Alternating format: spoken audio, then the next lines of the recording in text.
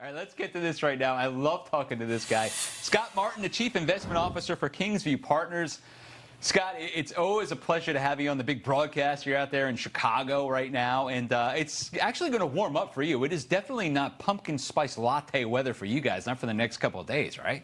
No, not at all. In fact, I mean, this kind of weather can go all year round if we like, and forget about the lattes, Bob, even though I know you love those, BVD, and I know you too probably, Jane. But I tend to think that this weather is a great reminder of how great things can get in Chicago, even when they are late. And we've had the last couple of weekends of nice weather after that cool spell that we had with those couple of cold fronts that came in just a few weeks back and made everybody think that fall was here and winter was on the doorstep. And it goes to show you that it sure is maybe a few more months out at least, I hope. False front. It was a false front with a false fall. Absolutely. So, Scott, we're talking about, I didn't realize this, pumpkin spice latte actually drives consumer spending for the entire season of fall.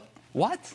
It's wild. You know, consumers get really excited about promos and gimmicks and things that are related to the season. I think folks get out of that summer blaze, if you will, and get into that kind of fall lull maybe, or they need something to get excited about. And so when places like Starbucks and your local coffee shop come up with these spices and these lattes that arrive around, say, the October season, you get this fall colors that are so beautiful in the Midwest, effectively that drives spending. I mean, people go out and they spend a lot more money on things around the Starbucks, around those coffee shops, in the coffee shops themselves, because they get so excited both internally and say externally about the taste and the purity of the coffee.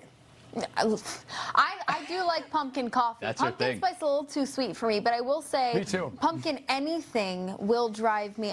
The decor, you know, the house has got to look homey. It's got to look festive. You are susceptible to the advertising campaign. I am one of the percentage, Scott. Target hit. Target That's nailed. me. I fell for it. But Scott, it's interesting. I mean, we're speaking about fall. Pumpkin's obviously going to be top of mind for a lot of folks as we bleed through September, October, Halloween around the corner. Yes. Pumpkin patches gearing up for a lot of people coming in, and depending on where we had drought settling in throughout the summer, cooler temperatures, early frosts, you know, how do you think the pulse on the pumpkins will be going through the next couple months? It looks pretty good. I mean, at least as we see, Jane, maybe this kind of reprieve we're getting in the weather pattern these days, like you mentioned, with the tropics being so calm, which reminds me of 3 years ago in Hurricane Ian just showing up at the end of October and taking those memories away. But certainly, I think the fact that we are getting maybe this little break, we're getting maybe a little calmer weather, and maybe some more, say, temperate weather, and maybe the storms move a little faster in there so we don't get these flooding rains. I think it's going to look good. And also, Jane, here's the biggest thing.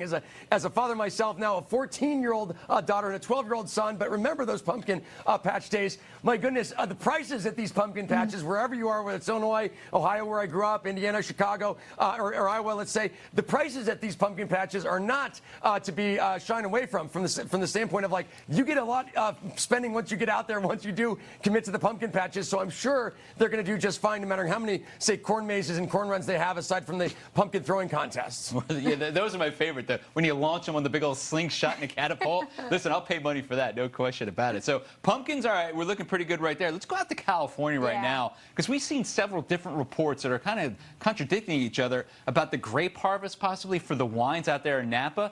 What are you seeing out there for this year?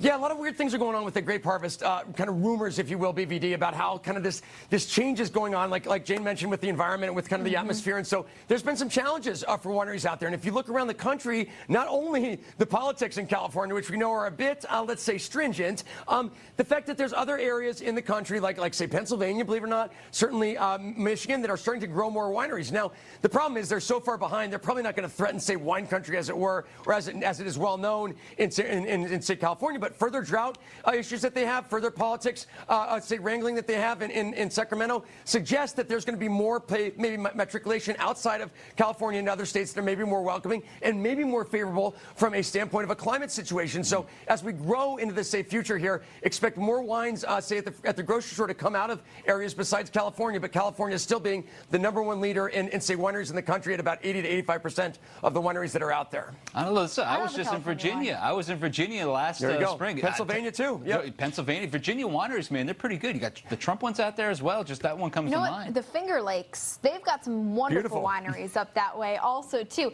But California will be interesting because obviously they had some really cooler temperatures in the valleys. Right. And so that's actually one of the conversations on what's going to lead to a better harvest. But then you're combating smoke, you're combating drought. Scott, I think this was interesting, too. It has nothing to really do too much with weather, but just low alcohol consumption in general has having an impact. That's the one, Scott. I want your thought on that.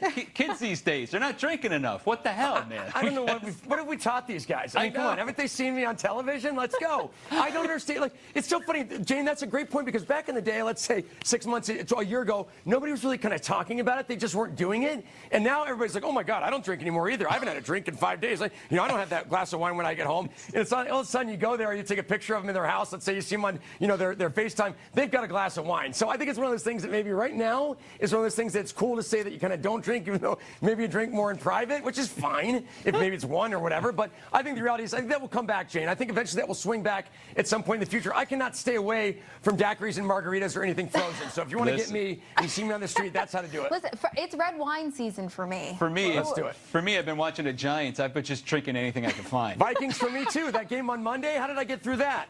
Maybe a little bit of whiskey? Yeah, that's what I'm saying. These kids today, they got to know how to cope. No, I'm totally kidding. Absolutely.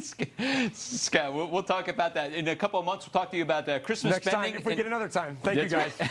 Oh, there'll be another time. But next time, we'll talk about Christmas spending and gingerbread houses, how they should be all year round. Yep. All right, buddy. Good to talk to you, as always.